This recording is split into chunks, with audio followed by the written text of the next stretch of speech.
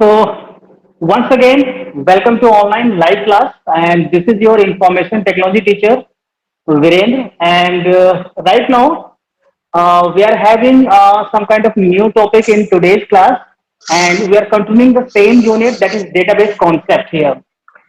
And last time we have discussed about characteristics, advantages, and today we need to discuss about relational database management as well as some limitations of the RDBMS. Right? These things we need to discuss here. So right now, last time I have just we have a little bit recall that what we have learned last time. Last time I have discussed about advantages. So in the advantages, that is, we have talked about redundancy should be reduced, consistency बिल्कुल improve होना चाहिए और I think I have given you one kind of message on the WhatsApp regarding this word consistency इसके लिए आपको एक message मिला होगा आपको am I right or not Yes, Yes, sir, sir, Mila. Mila. Yes.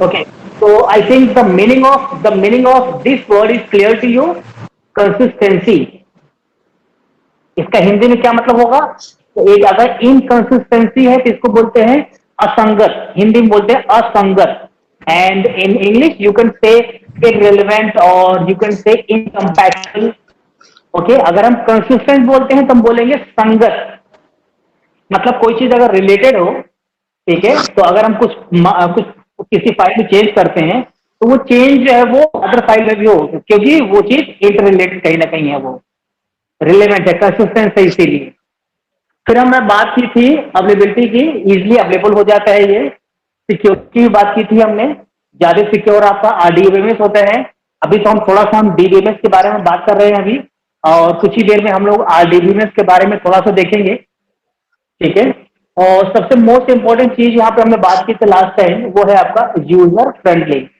ये सब टॉपिक डिस्कस किए थे और इसके अलावा कुछ लिमिटेशंस भी आज हम देख लेते हैं और लिमिटेशंस के बाद फिर हम आगे बढ़ेंगे किसी को कोई डाउट है लास्ट क्लास में कोई लास्ट क्लास से रिलेटेड इज एनी नहीं स्टूडेंट सर. हैव डाउट चलो ठीक है okay can anybody tell me how many students are joined till now आपने कोई मुझे देख बता सकता है कि कितने बच्चे हैं इस समय online 23 okay out of 58 23 okay so right now it is about 12:48 am I right Yes, sir. ठीक है 21. चलिए कोई बात नहीं so okay so now students it's time to have the topic limitations of the DBMS approach यानी कि अगर हम DBMS अप्रोच को अगर हम फॉलो करते हैं तो उसकी कुछ डिसएडवांटेजेस या लिमिटेशंस हो सकती हैं या नहीं हो सकती हैं ये हमें चेक करना है अब राइट चलिए देखते हैं पहले हम बात करते हैं हाई कॉस्ट बिल्कुल सही है ये कि अगर आप एक एप्लीकेशन प्रोग्राम बना दिया और एप्लीकेशन प्रोग्राम बनाने के बाद अगर आपने किसी ऐसे प्लेस को नहीं चुना जहां पर आपको आपका डेटा सेव हो आपका ठीक है डेटा सेव करना दो तरीके से होता है एक तो हो गया कि जैसे मान लेते हैं एमएस वर्ड की कोई फाइल बनाई और उस फाइल को आपने एमएस वर्ड में ही सेव करने के बाद जाके हार्ड डिस्क में सेव हो जाएगी ठीक है तो हम इस तरह की सेविंग की बात नहीं कर रहे हैं हम जो बात कर रहे हैं कि वो आपका जो आपका एप्लीकेशन से रिलेटेड जितना डेटाबेस है वो कहीं ना कहीं सेव हो आपका वो भी आपका हार्ड डिस्क में ही सेव होगा मैं वो डेटा की बात कर रहा हूँ जो डेटाबेस में सेव है उस चीज को रखने के लिए आपको यहाँ पर कॉस्ट पे करनी होती है फॉर एग्जाम्पल मैं आपको अपने स्कूल का एग्जाम्पल देने जा रहा हूं मैं ठीक है in this school we are using the one of the famous software here the name of that software is Edunext EDUNEXT this is the name of software in this software we are having various kinds of web pages here like some kind of web pages now enabled within few months back that is your fees detail if you want to pay your fees online by staying at your home you can give the fees very easily right sir but if you want to submit your fees physically then you have to come to the school but right now we are focusing about only about this particular app right So many other things are there. Like suppose in this school, near about 1500 students are there. Suppose 1500. अब हमने एजनेक्स को ये बोला कि आप जो है हर बच्चे का डेटाबेस अपने पास रखिए। हर बच्चे का डेटाबेस का मतलब ये हुआ कि आपका नाम, आपके पापा का नाम, आपकी मम्मी का नाम, आपका रोल नंबर क्या है, या फिर आपका जो एडमिशन नंबर है वो क्या है, आपसे रिलेवेंट जितनी इंफॉर्मेशन है। सोचो एक बच्चे का हम उस डेटाबेस को रखने का, संभाल कर रखने का, कि जब चाहे हमें मिले, उसके लिए हमें पैसे पे करने, तो हमारा स्कूल उस बात के लिए पैसे पे करता है। अब 1500 स्टूडेंट हैं, ठीक है, और 1500 स्टूडेंट का अगर हम सिंपल 20 रुपीज की ही बात कर लें हम, तो 1500 में 20 रुपीज को मल्टीप्लाई करें, देखो देखो आपका इतना अमाउंट आ जाएगा। इसका मतलब क्या हुआ, जब डेटाबेस अप्रोच की हम बात करते हैं हम, तो यहां पर हाई कॉस्ट आपको है उस चीज को इंप्लीमेंट करने में, उस चीज को यूज करने में, ठीक है। दूसरी चीज, it is also very time consuming process which involve analysing user requirement. कल हमने बात की थी यहां पर एक सिस्टम एनालिस्ट पोस्ट की बात की थी हमने। किसी को याद है कि वो करता क्या है, ये किसी को याद है क्या इस समय सिस्टम एनालिस्ट करता क्या है, फिर आगे हम बात करते हैं हम। कोई मुझे बता सकता है क्या? सर आपने बताया था कि ये डिटरमाइन करता है रिक्वायरमेंट ऑफ इंड यूजर। किस तरह के रिक्वायरमेंट, जैसे कोई एग्जांपल दो, जैसे जल्दी से। सर जैसे टेक्निकल, इकोनॉमिकल, ये सब। कि मतलब आप अगर हमसे सॉफ्टवेयर बनवा रहे हो आप, है ना, तो आप उस सॉफ्टवेयर को जो बनाने के लिए कितना खर्च आएगा, टेक्निकली भी देखा जाए, फाइनेंशियली भी देखा जाए, हर तरह से, ठीक है। तो उसी तरीके से यहां पर जब आप डेटाबेस अप्रोच यूज कर रहे हो, तो जाहिर सी बात है जो नया ऐप आप बनवा रहे हो आप, उसका भी तो डेटाबेस आप बनाओगे आप। जब उसका आप डेटाबेस बनाओगे तो उसको भी, उसकी रिक्वायरमेंट है वो हर चीज हमें एनालाइज करनी पड़ेगी, ठीक है, किस तरह से डेटाबेस हमें बनाना है, कैसे रखना है, तो सारा कुछ, तो इन सब के लिए पैसे पे करने पड़ेंगे आपको, ठीक है। चलिए, उम्मीद है हाई कॉस्ट का जो टॉपिक है ये आपको क्लियर होगा। अब हम बात करते हैं सेकंड पॉइंट में, जो कि सबसे इंपॉर्टेंट टॉपिक है आपका, सिक्योरिटी एंड रिकवरी ओवरहेड। ठीक है, कभी कभी देखा होगा आपने, मैं एक छोटा सा एग्जांपल में देना चाहूंगा, एक मूवी की छोटी सी स्टोरी मुझे याद आ रही है, ठीक है। किसी ने देखी है वो रिटर्न ऑफ अभिमन्यु, किसी ने देखी है क्या? Yes sir. यस तुमने सर। देखी है, ओके, और किसने देखी है, और किसने देखी है? मैंने देखी सर। ओके, गौरव ने, अभय ने। गर्ल्स में किसने देखी है, गर्ल्स में? गर्ल्स में किसने देखा है, जल्दी बोले बेटा, फिर मैं आपको आगे बताऊं, फिर मैं रिलेट करके। नहीं देखा क्या? चलो कोई बात नहीं, चलो देखो, मैं बता रहा हूं आपको। इस मूवी में क्या होता है कि जो विलेन है इस मूवी में, वो एक आईटी एक्सपर्ट रहता है, आईटी एक्सपर्ट। उसने एक मतलब एक स्लोगन दिया था, इंफॉर्मेशन इज पावर। मैं कभी भी स्पीच देता हूं तो इस स्लोगन को मैं कहीं ना कहीं यूज कर लेता हूं, मैं भी, अच्छी लाइन लगी मुझे।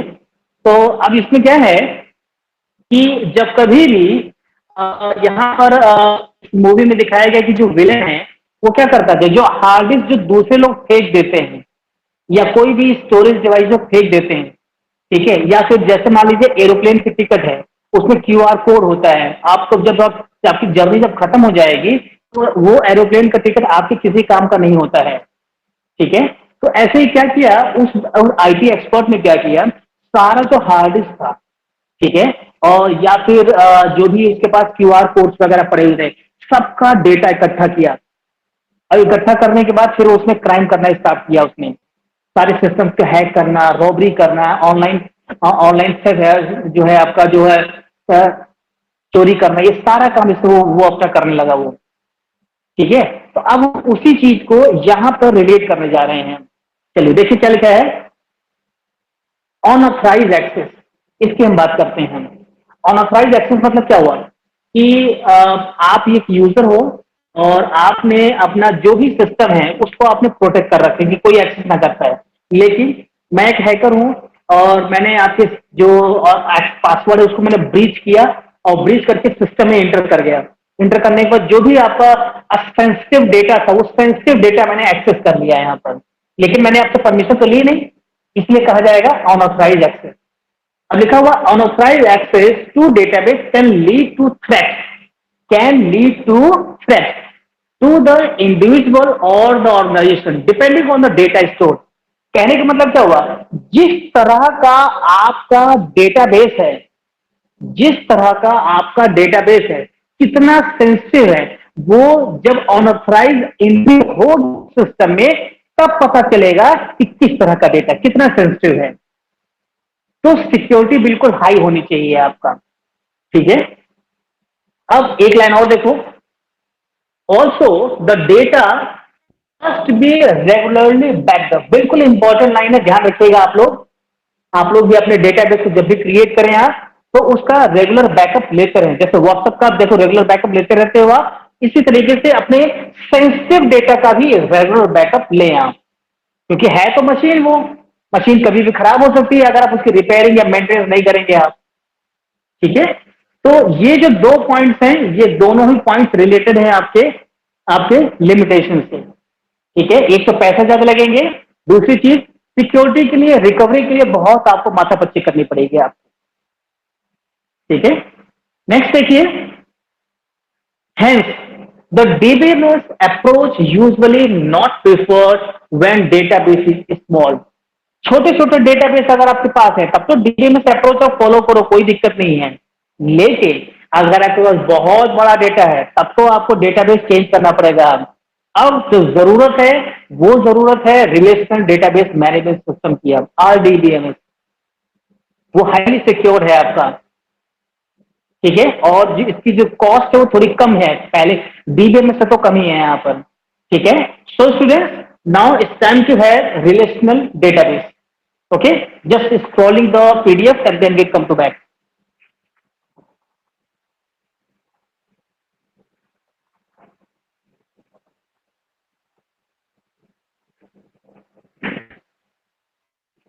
चलिए स्टूडेंट्स, सो अब हम बात करते हैं यहाँ पर रिलेशनल डेटाबेस की। तो रिलेशनल डेटाबेस में सबसे पहले आप अपनी रफ कॉपी में एक लाइन है उसको पहले नोट डाउन करो, आप जल्दी से नोट डाउन करो। देखो, रिलेशनल डेटाबेस को डेवलप करने वाले साइंटिस्ट का नाम है E.F. कॉड। ये IBM में काम करते थे और 1970 में इसको डेवलप किया गया। नोट करिए जल्दी से इसको आप, please make a note of it. E.F. Codd, he is the employee of IBM and in 1970 he developed the same। Note कर लिया आपने? स्टूडेंट्स आपने नोट कर लिया बेटा? Yes, sir. Yes, sir. चलो ठीक, चलो गुड।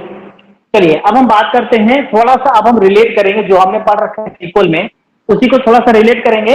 अब जो भी कुछ आप पढ़ने जा रहे हो आप वो सीक्वल से रिलेटेड है। अब इस टॉपिक के बाद जो हम टॉपिक पढ़ रहे हैं हम, इसी टॉपिक में बताया गया है कि रो क्या है, टपल क्या है, प्राइमरी की, सेकेंडरी की, सुपर की, कैंडिडेट की, ये सब आपको पढ़ना है यहाँ पर, ठीक है, थोड़ा थोड़ा करके, और सीक्वल में इसको यूज करना है। तो थोड़ी सी थ्योरी हम देख करके सीक्वल में, इसके बाद हम सीक्वल पे आने वाले हैं हम, ठीक है।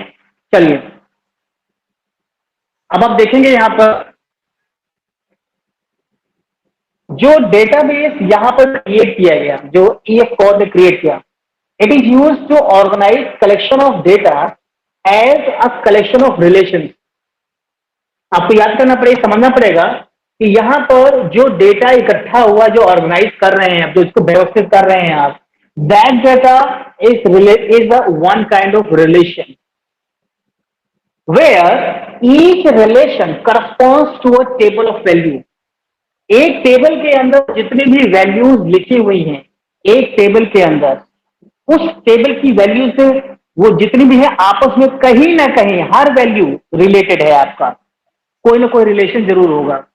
खुद देखिए आप इस टेबल में आपका नेहा का एम्प्लॉय आईडी है, जेंडर है, सैलरी है, ये है आपका, ठीक है। अब देखो यहाँ पर कहीं ना कहीं जब अब इसको हम प्राइमरी की या कुछ हम चीज करके हम उसको रिलेट करेंगे हम, या इसको हम कंस्ट्रक्ट लगाएंगे, तब आपको पता चल जाएगा कि यहाँ पर किस तरह से यूज हो रहा है ये रिलेशनल डेटाबेस कैसे, कि कहीं ना कहीं कुछ रिलेटेड जरूर है। अब इस चीज को समझाने के लिए इन्होंने एक ये जो एग्जाम्पल लिया तो कैसे लिया, कंसीडर एम्प्लॉय टेबल। एक एम्प्लॉय टेबल बनाई गई है जिसमें कि आपको यहां पर दिखाई दे रहा होगा, ये आपका रो है, ये आपका कॉलम है। टोटल यहां पर कितने कॉलम्स हैं? 1 2 3 4 5, टोटल 5 कॉलम्स हैं। रो कितना है टोटल? अगर यहां काउंट किया जाए 1 2 3 4, टोटल 4 रोज है यहाँ पर, यानी कि एक टेबल में 4 रो क्रिएट की गई हैं और यहाँ पर टोटल 5 कॉलम्स हैं। ठीक है, अब देखिए यहाँ पर क्या लिखा है एम्प्लॉय टेबल में, यहाँ पर each row in this table represent facts about the particular employee. बिल्कुल सही है।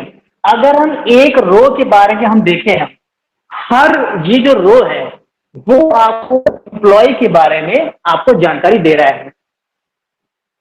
ठीक है, उसके बाद अब अगर हम बात करते हैं यहाँ पर कॉलम की, अगर तो आपको टोटल यहाँ पर कितने कॉलम्स है? 5 कॉलम्स हैं। ये जो 5 कॉलम्स हैं, हर एक कॉलम किसी न किसी के बारे में एक डेटा दे रहे हैं यहाँ पर। जैसे अगर एम्प्लॉय आईडी है तो केवल और केवल आपको एम्प्लॉय आईडी के बारे में ही आपको पता चल रहा है यहाँ पर। ठीक है, तो column names specify how to interpret data in rows in each row. ठीक है, तो रिलेशनल डेटाबेस में यहां हो क्या रहा है, ओवरऑल हो क्या रहा है, यहाँ पर हम प्रॉपर तरीके से डेटा को ऑर्गेनाइज कर रहे हैं रोज एंड कॉलम्स में, और यहाँ पर जो रोज हैं वो किसी पर्टिकुलर रिकॉर्ड वो रिप्रेजेंट कर रहा है, और जो कॉलम्स हैं वो आपको ये बता रहा है कि किस तरीके से डेटा को इंटरप्रेट करना है। ठीक है, क्लियर हुआ यहाँ तक? स्टूडेंट्स यहाँ तक क्लियर है क्या? Yes, sir. Yes, sir. चलो ठीक है, ये सब तो पढ़ा हुआ है, आपको आसान लग रहा होगा। ठीक है, चलिए अब हम थोड़ा सा हम बात करें। अब आपको रफ कॉपी लेके बैठना है, थोड़ा सा रफ कॉपी ले लीजिए आप लोग, और रफ कॉपी में कुछ पॉइंट्स आपको नोट करने हैं। फर्स्ट ऑफ ऑल, जो रो है, रो को हम रिकॉर्ड भी कहते हैं, और डेटाबेस की भाषा में बोलेंगे टपल। याद रखिएगा, रो को हम बोलेंगे टपल, कॉलम को बोलेंगे हम एट्रीब्यूट, कॉलम को बोलेंगे हम एट्रीब्यूट, और पूरा जो टेबल है उस पूरे टेबल को हम बोलेंगे रिलेशन। पूरे टेबल को हम बोलेंगे relation.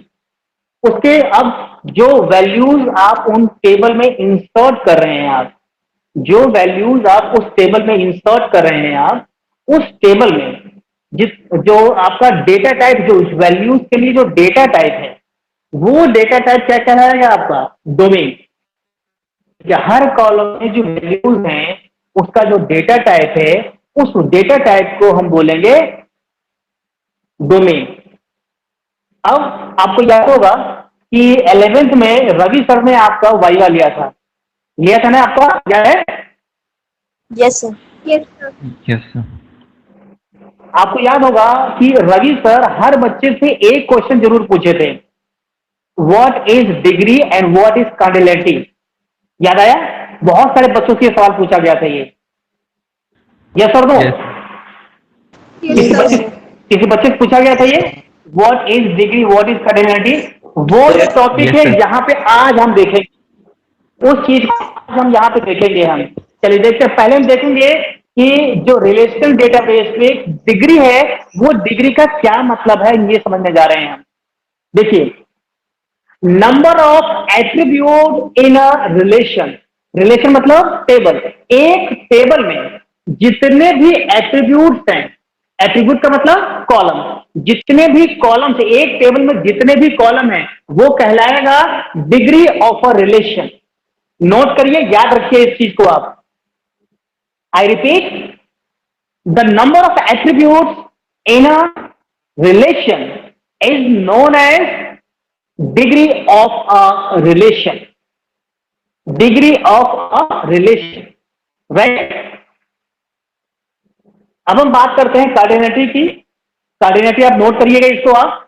The number of rose in a relation, वहां पर कॉलम की बात की गई थी, यहां पर बात की जा रही है रो की बात की जा रही है।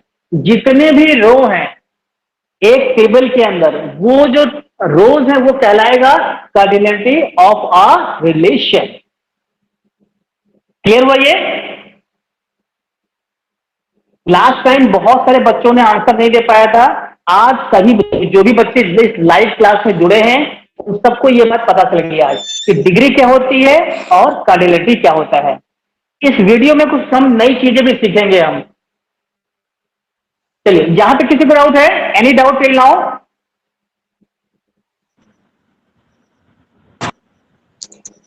No, sir. Any sir doubt एक है till sir. Now? Sir yes sir. बताइए।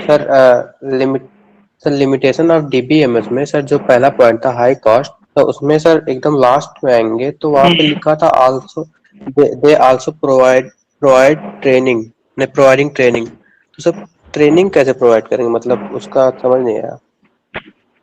लेट मी और लेट मी ट्रेनिंग चेक। से क्या मतलब? कहां पे बेटा बताइए? मैं ये देखिए सर हाई टॉपिक आपका कॉस्ट ये के रहा last limitation. Line. Yes sir. हाँ हाँ ठीक है, मिल गया मिल गया। ठीक है, जो लाइन है जिस लाइन की बात की यस जा सर। रही है,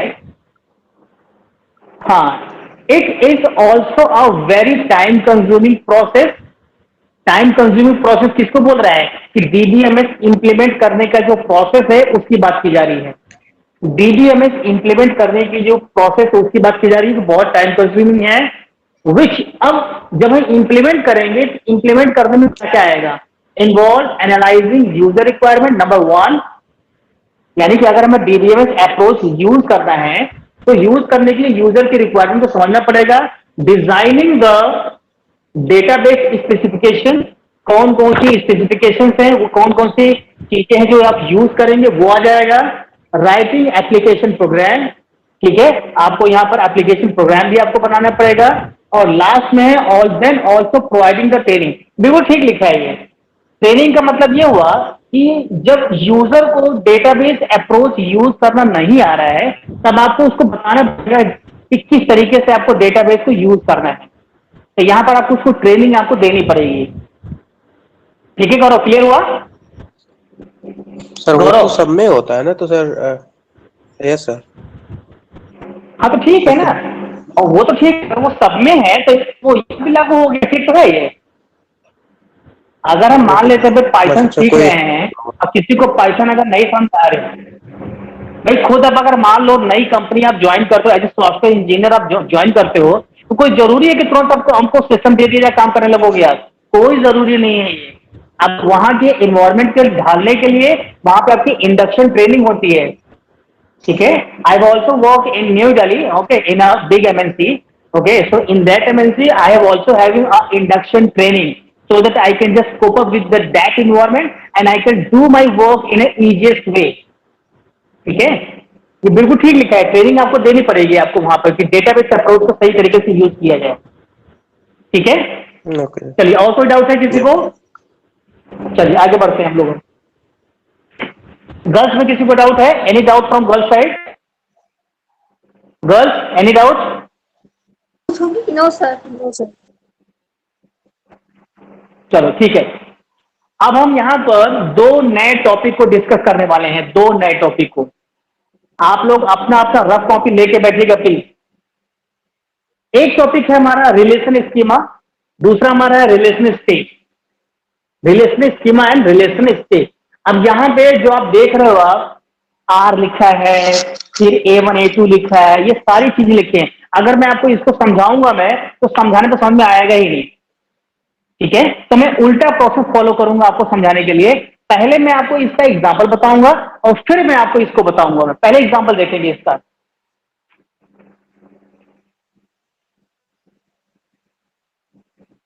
आपको ये देखना है, यहां पर जो हाईलाइट किया हुआ है इसको देखना है। चलिए, मैंने हाईलाइट किया हुआ, जिसको हाईलाइट किया इसको देखना है आप।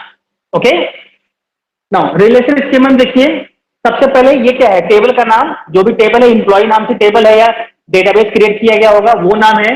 उसमें जितने भी कॉलम्स हैं उनको एक राउंड ब्रैकेट के अंदर लिखा गया है। Name, employee ID, gender, salary, date of birth, ठीक है। तो अब आप ये जो रिलेशन स्कीमा है इसको एक लिखने का होता क्या है मैं बताऊंगा आपको मैं, लेकिन लिखने का जो तरीका है वो ये है कि यहां पर इसको आप इंप्लॉय को देख करके इसको आप देख के पहचान जाओगे आप कि यहां पर उसके कंटेंट क्या है। ठीक है, ये हुआ आपका ये रिलेशन स्कीमा का एग्जांपल। सेकंड देखते हैं रिलेशन स्टेट। रिलेशन स्टेट मतलब कि जितने भी आपने कॉलम्स को आपने बताया है, ठीक है, क्या क्या कंटेंट्स है उसके। अगर मैं बोलूं कि यहां पर नेहा सिंह के बारे में क्या क्या बताया गया है, तब आपको इस तरीके से आपको यहां पर बताना पड़ेगा आपको। कैसे? रिलेशनल स्टेट में कर्ली ब्रैकेट यूज करिए, एक कर्ली ब्रैकेट ओपनिंग का और सबसे लास्ट में कर्ली ब्रैकेट क्लोज करेंगे आप, और इसके बीच में सारा डेटा आप यूज लिखेंगे आप। लेकिन ध्यान रहे कि यहां पर रिलेशन स्टेट में यहां पर ग्रेटर देन और ये सॉरी लेस देन और यहां पर ग्रेटर देन साइन लगाएंगे, इसके बीच में ही डेटा आपको लिखना है। कैसे लिखेंगे देखिए, ये तो एम्प्लॉय है, रिलेशन ये आपका स्कीमा है, ये स्कीमा के अंदर जितने भी रिकॉर्ड्स हैं उस रिकॉर्ड्स के बारे में हम बताएंगे आपको। कैसे देखिए, नेहा मेहता, ये पहले कॉलम में आपका नाम हो गया, दूसरा employee ID, gender, salary, date of birth. इसी तरीके से अब आपने ये एक रिकॉर्ड आपने फिनिश किया, अब आपने लगाया यहाँ पर कॉमा, देखिए लास्ट में कॉमा है यहाँ पर। फिर इसके बाद पारस बंसल, इसका रिकॉर्ड यहाँ पे आ गया, फिर लास्ट के कॉमा, फिर इसके बाद हिमानी वर्मा। अब देखिए क्योंकि इसके आगे हमें डिफाइन नहीं करना है तो कर्ली ब्रैकेट लगा के हमने क्लोज कर दिया। ये जो आप देख रहे हो ये क्या चीज है, ये आपका है रिलेशन स्टेट है आपका। This is called relation state. ठीक है, this is called relation state. अब हम आते हैं वापस अपनी डेफिनेशन पे आते हैं हम लोग। अब हम आते हैं वापस अपनी डेफिनेशन पे। आप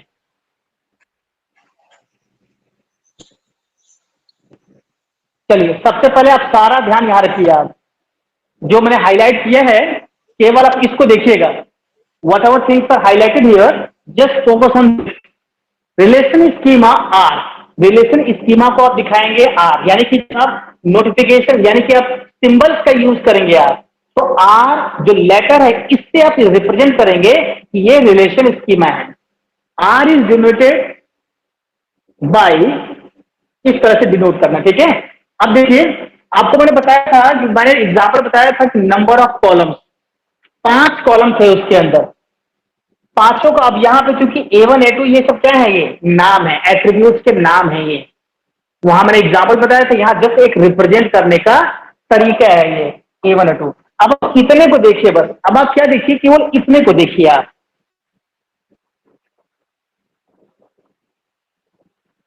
बस, अब आप इतने को देखिए आप। आर के बाद यहाँ पर ब्रैकेट के अंदर जो लिखा हुआ है A1 A2 A3 ये सब, ये सारे क्या है, ये एट्रीब्यूट्स है, कॉलम्स के नेम है ये। और आर क्या हो गया है, स्कीमा का नाम यानी कि टेबल का नाम, यहाँ पे जो भी डेटाबेस है उसका नाम लिखेंगे आप। ठीक है, अब आप ये बताइए कि रिलेशन स्कीमा थोड़ा बहुत क्लियर हुआ क्या? Yes tell me, is the relation schema is clear to you? Yes, sir. Yes, sir. Yes, sir. कि रिपीट करना है बताइए, अगर if you want to have any repetition of this thing that I will repeat.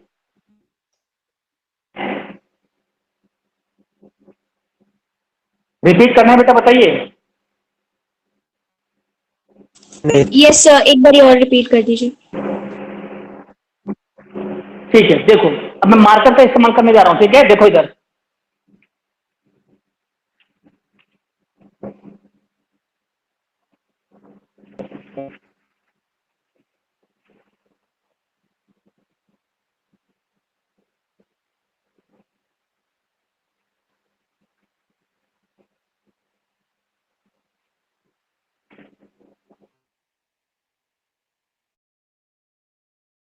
Visible हुई इस समय? Am I visible to all of you? Yes, sir. Yes, sir. Yes, sir. Yes. Students, am I visible to all of you? Yes, sir. Yes, sir.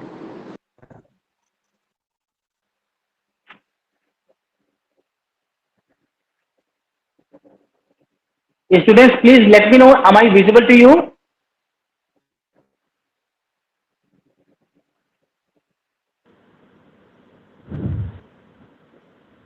अब है मेरी आवाज आ रही क्या बेटा? Yes sir. Yes sir. चलो ठीक है, अभी बिल्कुल आवाजें नहीं आ रही थी। चलिए, बोर्ड आपको दिखाई दे रहा है क्या? बोर्ड दिखाई दे रहा है? Is the board is Yes, visible sir. To you? Board, yes चलो सर। ठीक है। देखो बेटा, बेटा बीच बीच बीच में जो रिस्पॉन्स करते रहो ताकि मुझे लगे कि आप ऑनलाइन हो आप। चलो देखो यहाँ पर ध्यान से, मैं यहाँ पर इंप्लॉय के नाम से एक बनाने जा रहा हूँ टेबल है। एम्प्लॉय के नाम से टेबल है।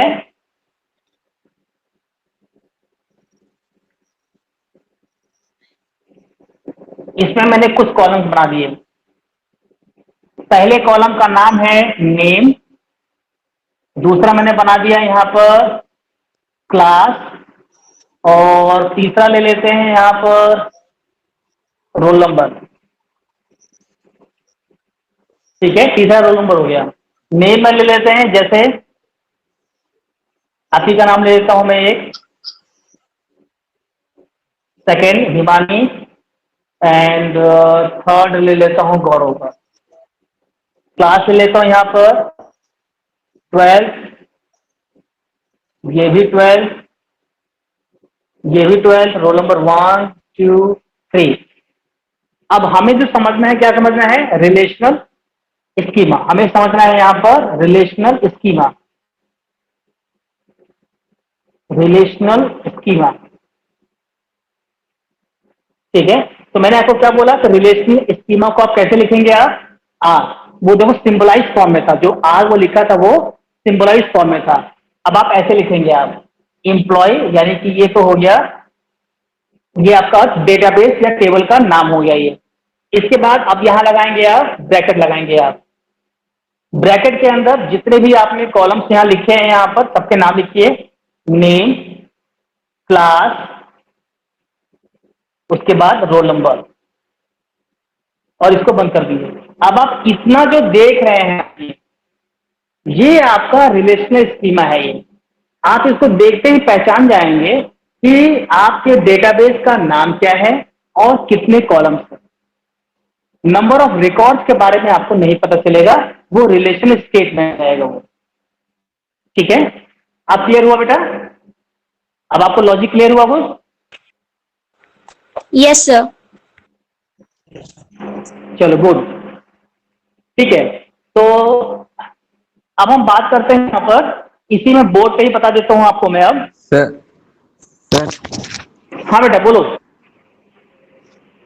सर इन दोनों की जरूरत यस क्या है? Tell me. अगर हम अपने डेटाबेस या डेटाबेस में जो भी इंफॉर्मेशन अवेलेबल है उसको डेस्कटॉप पे शो कर सकते हैं या दिखा सकते हैं, तो मतलब तो इस तरह से लिखने मैं की जरूरत क्या मैं बता पड़ी? रहा हूँ, देखो होता क्या है, अभी तक आपने जो है 11th में जो सीखा है, आपने केवल आपने छोटे छोटे कमांड्स को रन करना आपने सीखा है, लेकिन आपने अभी तक ये नहीं समझाया है आपने कि उसका हम रिप्रेजेंटेशन कैसे करते हैं हम। जैसे आप मैथ पढ़ते हो आप, अब आपने वहां पर लिखा ई स्क्वायर लिखा या ए स्क्वायर लिखा, तो जिसको मैथ नहीं आती वो ए स्क्वायर नहीं कहेगा। जिसको मैथ नहीं आती है वो तो ए पढ़ेगा, टू पढ़ेगा, वो ए स्क्वायर नहीं पढ़ेगा। ए स्क्वायर का मतलब तो आपको पता है। इसी तरीके से जब हम डेटाबेस में बेसिक सीखने के बाद एडवांस डेटाबेस जब सीखते हैं, तो हम इस तरीके से अपने डेटाबेस को रिप्रेजेंट करते हैं हम। अब आप अपने बॉस के सामने जो है, जब आप अपने रिपोर्ट को दिखाने जाओगे आप, तो ये पूरा टेबल बना के नहीं दिखाओगे आप। ये पूरा टेबल बनाने की जरूरत नहीं है, ये आपके लीडर को अगर दिखाओगे कि हाँ ऐसा ऐसा टेबल बना है, ठीक है, तो वो आपको एक्सेप्ट नहीं करेगा। आपको दिखाना पड़ेगा इस तरीके से। वो आपका जो टीम लीडर होगा वो आपको देख के समझ जाएगा कि हाँ एम्प्लॉय नाम का टेबल बना हुआ, उसमें इतने सारे कॉलम। ठीक है, तो एक रिप्रेजेंट करने का तरीका है ये जो कॉन्सेप्ट है, दो दो जो टॉपिक पढ़ रहे हो, ये एडवांस डेटाबेस से रिलेटेड है ये। ठीक है, आया समझे कि नहीं बेटा? Yes sir. तो बस आपको इतना समझना है कि जो रिलेशनल स्कीमा है, रिलेशनल स्टेट है, ये दो टॉपिक आपका रिलेटेड है एडवांस डेटाबेस से। बस आप यहाँ पे रिप्रेजेंटेशन समझ रहे हो आप। ठीक है, चलिए फिलहाल मैं इसको मिटा रहा हूं। अब हम समझेंगे रिलेशनल स्टेट को, समझ लेते थोड़ा सा अब।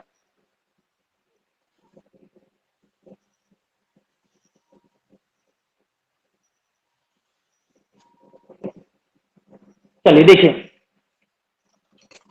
रिलेशनल स्टेट में सबसे पहले आपको क्या होगा, एक आपने लिखा है यहाँ पर एम्प्लॉय, जिसको आपका टेबल का नाम हो गया, ये कर्ली ब्रैकेट लगा दिया आपने और इसको आपने यहाँ बंद कर दिया, ठीक है। और आपने यहाँ पर लगा दिया इस तरीके से, आपने ग्रेटर देन और लेस देन का साइन लगा दिया आपने, और इसके बीच में आपने लिखा यहाँ पर अब है,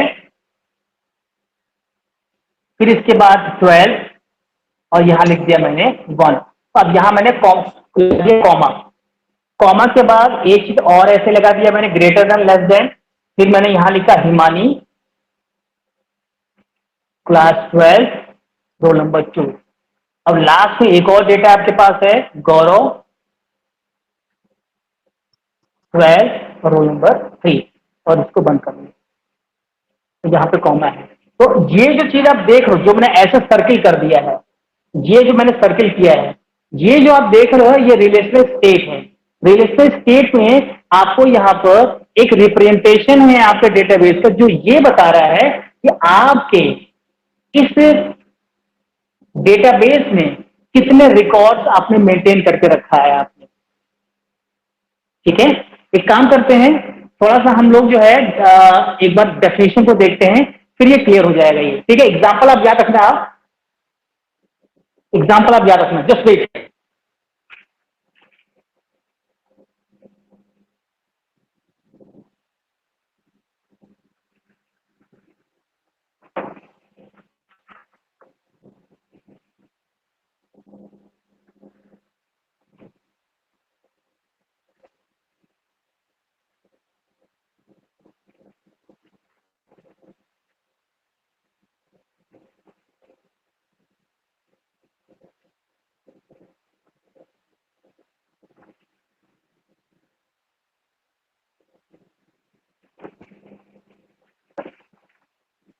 Okay, students, please let me know, is the board is visible to you? Is the board is visible to you, all of you?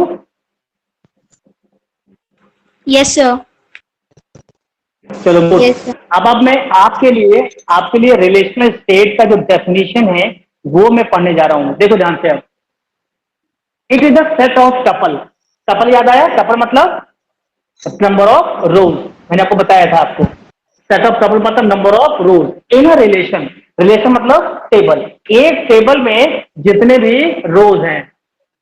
A point in time, a relation state R of relation schema capital R।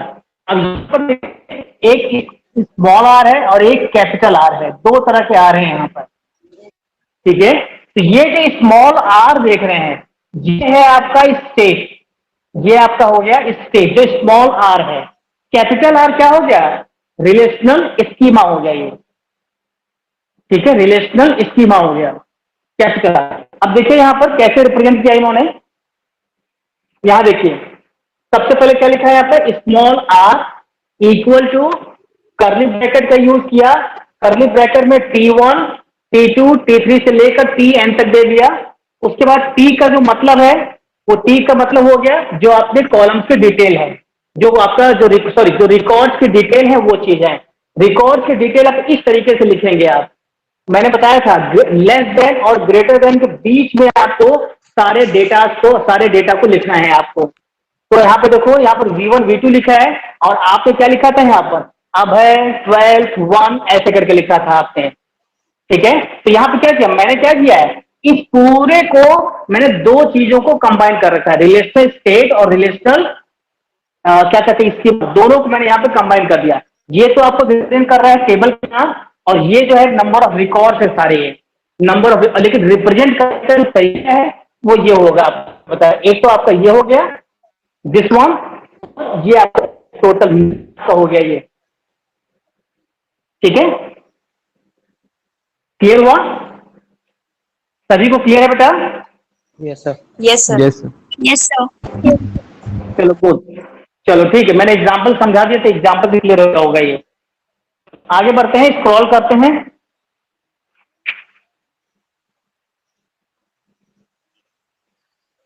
चलो सबसे पहले थोड़ा board को मिटा देता हूं पहले।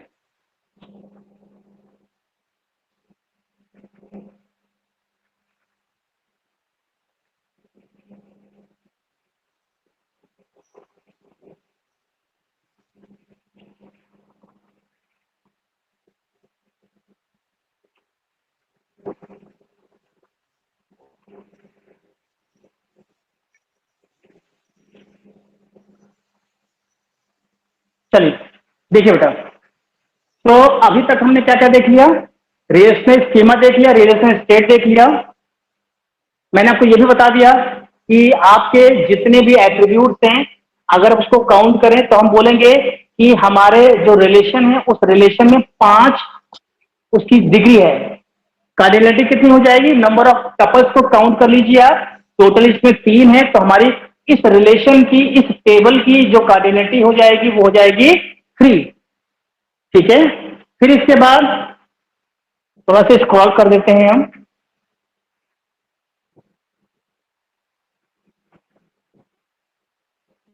चलिए देखिए, एम्प्लॉय का यानी एम्प्लॉय क्या है, एक टेबल है, ठीक है, इसी को आप बोलेंगे relation.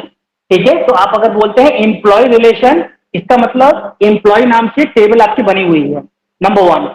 Next, there are 3 tuples. ठीक है, इन एम्प्लॉय रिलेशन में 3 टपल्स हैं।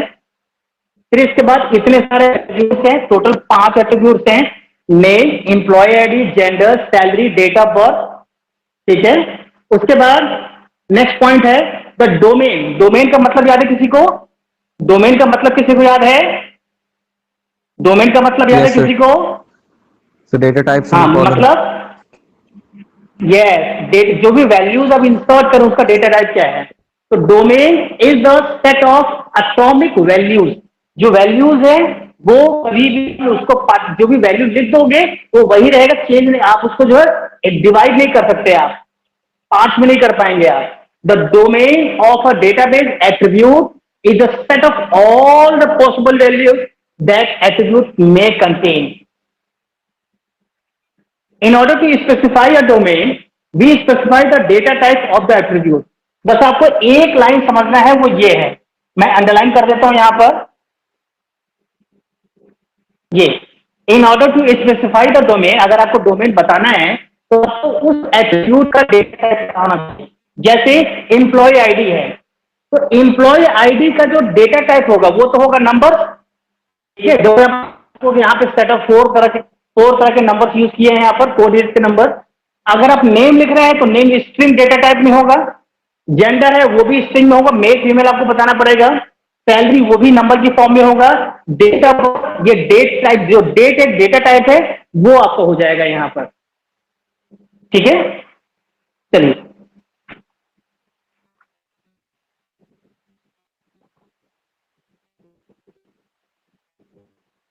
ओके स्टूडेंट्स, अब हम यहाँ पे ये जो टॉपिक हमारा है सम मोर कैरेक्टरिस्टिक्स ऑफ रिलेशंस, रिलेशंस के कुछ और कैरेक्टरिस्टिक्स ये हम पढ़ेंगे नेक्स्ट क्लास में। अब कल जो हमारी क्लास होगी वहां हम इस टॉपिक से स्टार्ट करेंगे। ठीक है, थोड़ा सा आप रीड आउट कर लीजिएगा, जो प्रीवियस है वो भी आप रीड आउट कर लीजिएगा। ठीक है, और फिर हम कल से फिर आगे बढ़ेंगे। और इस वीडियो को, इस ऑनलाइन क्लास को एंड करने से पहले आपको याद होगा मैंने आपको व्हाट्सएप ग्रुप में टर्म वाइज जो सिलेबस है वो मैंने भेज दिया है। ठीक है, सबको मिल गया बेटा? Yes, Yes, sir. sir. हाँ ठीक है, तो आपको याद होगा कि इन्होंने किया क्या है कि एम्प्लॉयबिलिटी स्किल के शुरू के 3 यूनिट्स ले लिए और यहाँ पर शुरू के 2 यूनिट्स ले लिए उन्होंने आईटी स्किल से।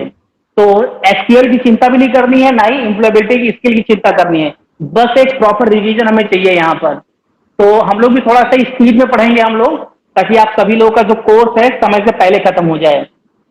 ठीक है, तो students, so thank you so much for being with us, and we'll meet in meet tomorrow for having the new topic. Okay, so thanks again for being with me. Thank you, sir. Okay.